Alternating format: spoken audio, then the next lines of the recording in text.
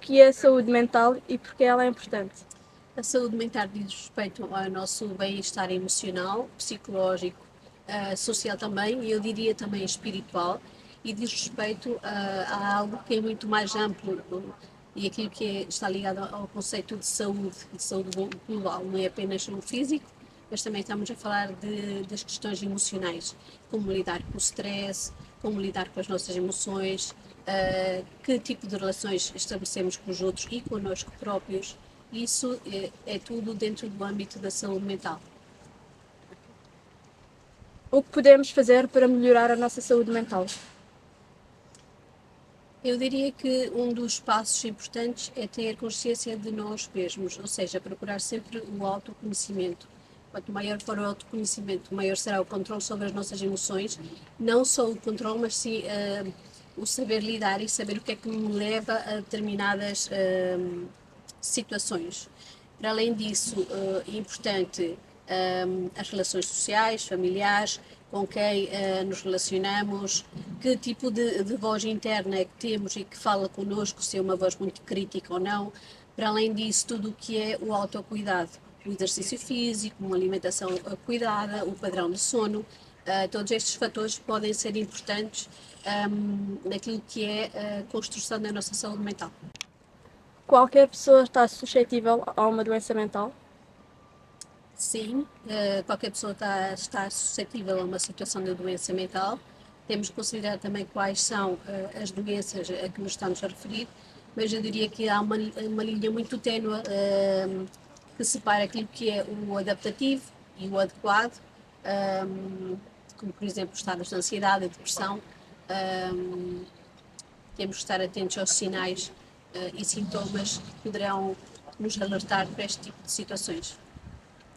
Na minha família existem casos de doença mental. A probabilidade de ser hereditário? Há probabilidade, há uma predisposição conhecida, principalmente a algumas patologias mais específicas, e estamos a falar, por exemplo, de esquizofrenias, de déficit de atenção, de hiperatividade, podem ter uma componente mais genética. Contudo, considerar também que há outros fatores que devemos ter em atenção, como o ambiente que nos rodeia, o nosso perfil e tudo o que está ligado ao nosso autocuidado também pode influenciar, diminuindo ou aumentando o risco para este tipo de situações. O sofrimento emocional é normal? O sofrimento emocional é normal, sim, principalmente quando estamos sob situações de maior stress, seja alguma perda significativa de algum ente querido, por exemplo, ou uma situação de crise, separação, divórcio, alguma alteração do nosso cotidiano. O sofrimento emocional é normal, temos que estar a considerar também se esse sofrimento é adaptativo, ou seja, se ao longo do tempo eu consigo manter a minha vida normal sem que esse sofrimento emocional interfira nas minhas capacidades. Se começar a interferir, é necessário procurar ajuda e perceber o que se passa. Como distinguir tristeza de depressão? A tristeza habitualmente está muito associada a fatores que eu consigo determinar quais foram a causa. Como anteriormente tinha dito, por exemplo, uma perda, uma alteração do meu cotidiano, uma situação de crise, e habitualmente também está muito limitada no tempo. E eu consigo também, com estas situações de tristeza, manter também o meu ânimo e o meu contacto social. Quando estamos em situações de depressão, a sintomatologia é muito mais intensa, o período de tempo costuma ser maior, costuma alterar o meu padrão de vida e ter consequências em relação a isso, e ter outras situações associadas, como por exemplo perda de motivação, de interesse, de apetite, alterações do padrão de sono e por aí fora. É possível o autocontrole em caso de ansiedade? Se sim, de que forma?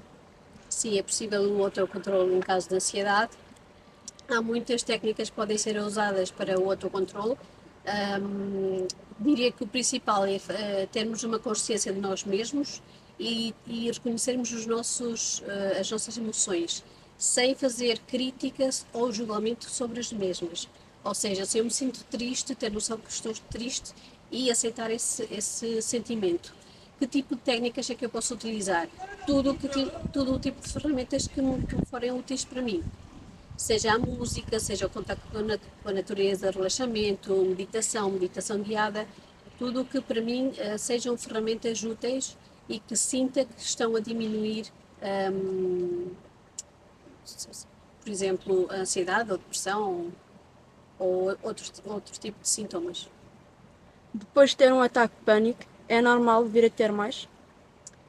Sim, é possível que isso aconteça, principalmente porque se gera aquilo de que falamos que é ansiedade antecipatória.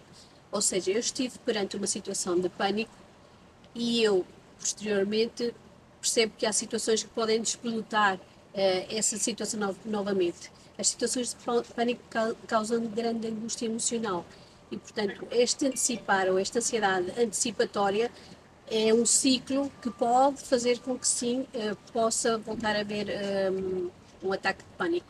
Para isso é necessário procurar ajuda e encontrar aqui outras ferramentas que nos permitam lidar com a situação. Preciso de ajuda, porém não sei o que fazer. Qual é o primeiro passo? Bom, o primeiro passo, sobretudo, ter uma boa rede de apoio, sejam amigos ou familiares, com que possamos falar abertamente e ter alguém que nos escute verdadeiramente e que esteja presente, que faça uma escuta ativa sem julgamento ou crítica. Para além disso, perceberem na comunidade que tipo de ajudas é que podem surgir ou que existam e estar atento também aos sinais de alerta mais críticos. Por exemplo, se há alguma intenção de suicida, se há algum pensamento mais ruminante, ter alguém que nos possa encaminhar nesse aspecto. Os medicamentos são efetivamente um bom tratamento para as perturbações mentais?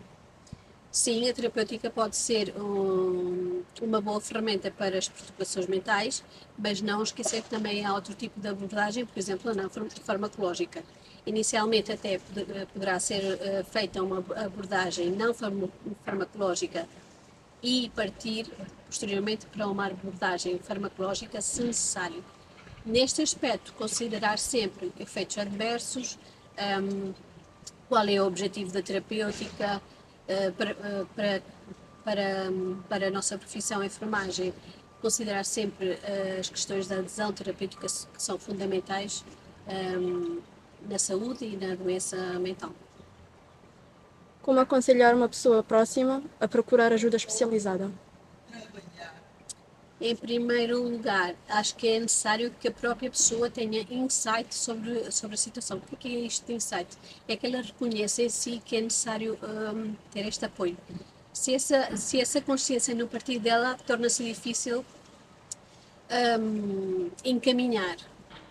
Importante, mais uma vez, permitir a ventilação de sentimentos, fazer uma escuta ativa, sem crítica, sem julgamento e, mais uma vez, estar atento a sinais que possam ser mais críticos e que, sim, possam fazer com que a nossa intervenção tenha de ser mais rápida. De que forma podemos apoiar o próximo na sua jornada em busca da saúde mental? Enquanto enfermeiros, podemos promover o autocuidado e o que é que se refere ao autocuidado? Por exemplo, a prática de exercício regular, exercício físico, está mais do que comprovado que em termos emocionais ajuda a regular as emoções, uma alimentação adequada também e manter um bom padrão de sono. Estes três fatores são fundamentais e importantes. Para além disso, mais uma vez, ter suporte social, suporte emocional, manter atividades que nos proporcionem prazer, contacto com a natureza, encontrar as nossas próprias ferramentas para reduzir os níveis de ansiedade e de stress e, sobretudo, também conhecermos, saber quais são os nossos limites, saber dizer não e saber gerir aquilo que é entre a nossa atividade profissional e a nossa atividade de lazer.